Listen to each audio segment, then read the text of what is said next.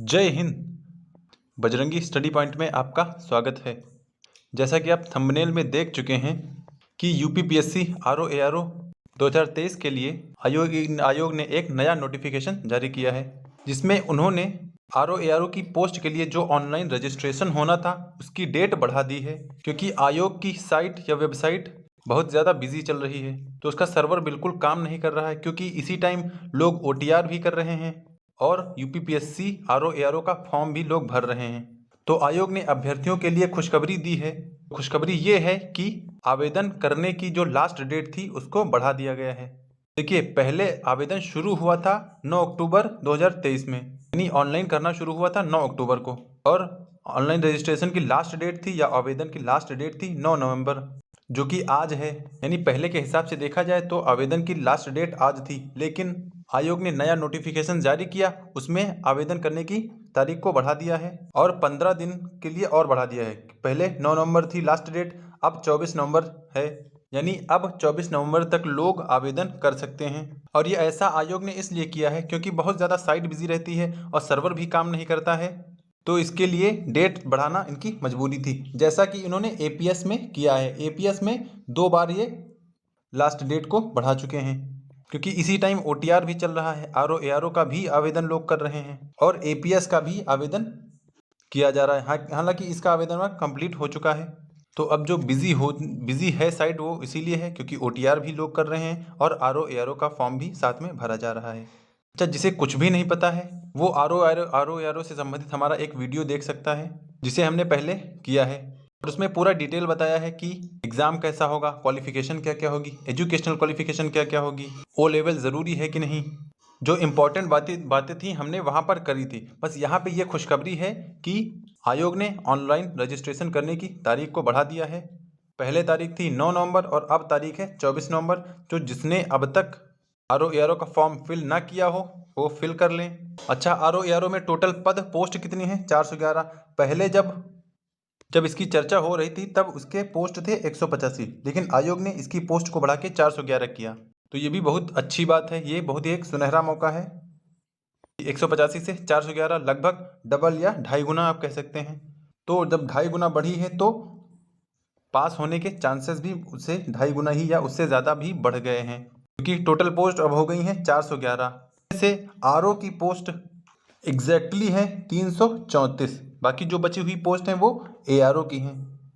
और आरओ में educational qualification क्या था?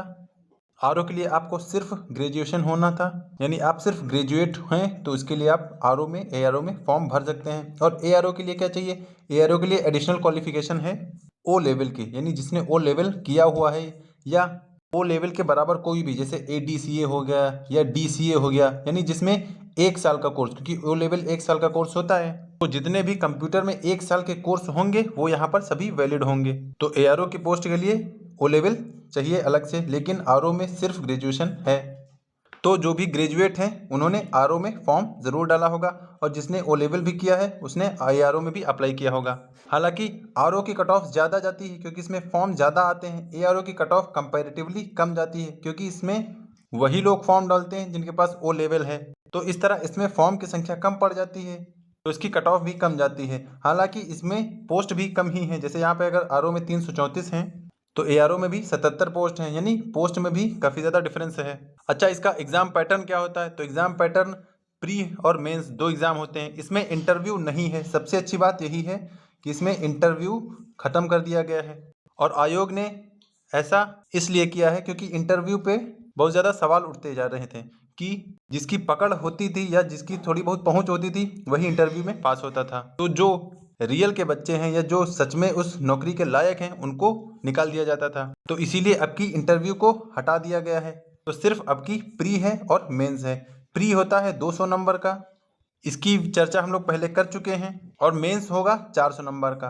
प्री होता है सिर्फ क्वालिफाइंग, आप कितने भी नंबर ले आए वो जुड़ेंगे नहीं, जो भी कट ऑफ होगी आपको कट ऑफ क्रॉस करना होगा। मेंस होता है मेरिट वाला, यानी मेंस से ही मेरिट बनेगी और इसी से फिर फाइनल सिलेक्शन होगा। तो जिसके मेंस में ज़्यादा नंबर होंगे उसी का फाइनल सिलेक्शन हो जाएगा।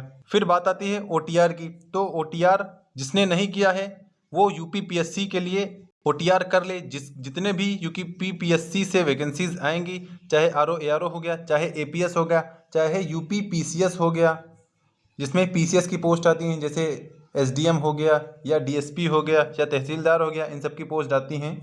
तो इन सब के लिए आपको OTR करना पड़ेगा। अच्छा, OTR करने के बाद इस फॉर्म को भरने में मैक्सिमम 2 से 3 मिनट का टाइम लगता है, क्योंकि मैंने भी ये फॉर्म भरा है।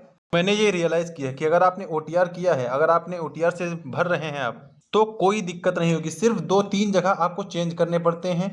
जैसे इसमें आपको ग्रेजुएशन के लिए कहेगा तो आपको यहाँ पे यस करना होगा। ओ लेवल के लिए पूछेगा तो अगर आपके पास है तो वहाँ पे यस कर देंगे, या नहीं है तो नो कर देंगे।